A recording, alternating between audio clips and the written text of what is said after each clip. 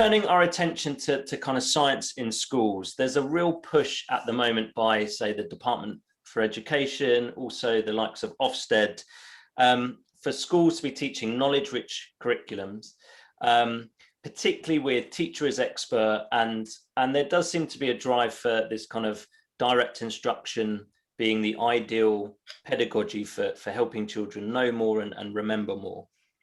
And when I read both of your books, what I particularly loved was the focus on developing a sense of wonder about science, but also just the world in general, about creativity, experimentation, and you talk about inquiry, encouraging children to ask questions, thoughtful questions. And I love the philosophy of your book summed up in this approach of look, ask, play.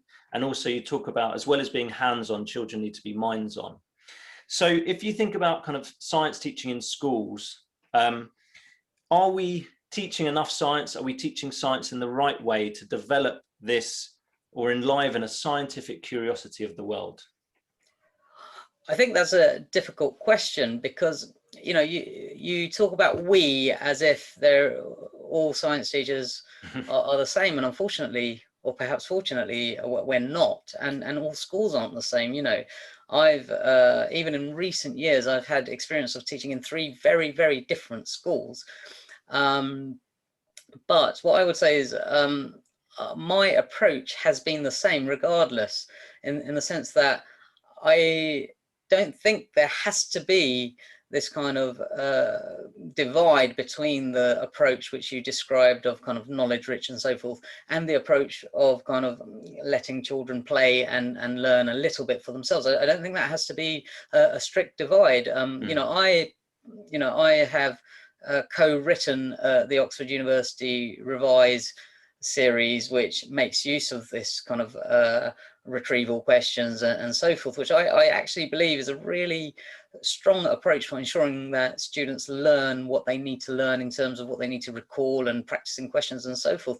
And I think that type of approach is really powerful for ensuring that students are well equipped for exams, which they have to sit, right? Let's not pretend they don't exist. However, at the same time, I think as someone who loves my subject, who is passionate about it, and who has, nearly 20 years of teaching experience, I think I can combine that approach with an approach that also leaves room for wonder and play and learning. And, I have a very dialogue based approach when I'm teaching a lesson, but, I combine that with worksheets and homework and in-class work that makes use of what I guess are the latest approaches towards making sure that students acquire the knowledge that they're supposed to acquire. So, I'd be reluctant to buy into this notion of a dichotomy. I think we're constantly looking for ways to best serve our students, and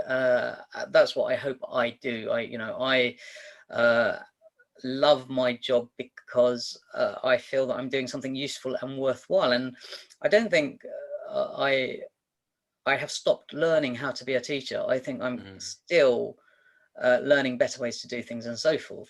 And one thing I would like to point out is, for example, I've done a lot of work on the use of demonstrations in science teaching, and I think demonstrations are a really powerful pedagogical tool which sits well alongside kind of this approach to ensuring students acquire knowledge and my desire to kind of insert joy and wonder in my lessons. So yeah, I think it's a bit of a false dichotomy, and I think we can all get a little bit sucked into this kind of much of the divisiveness that we see when around education discussions, and I think maybe social media encourages that or whatever, but I think most good, well-intentioned teachers don't see things in black and white in that sense. I think most good teachers, I would hope, would borrow from the best, as it were, look at and find what works for them individually. And as I said before, I want to stress that there are different types of schools, and as individuals we are different, and we have different approaches to teaching, but we should all be endeavoring to use the methods which work best in our circumstances, that work best in the combination of school and teacher.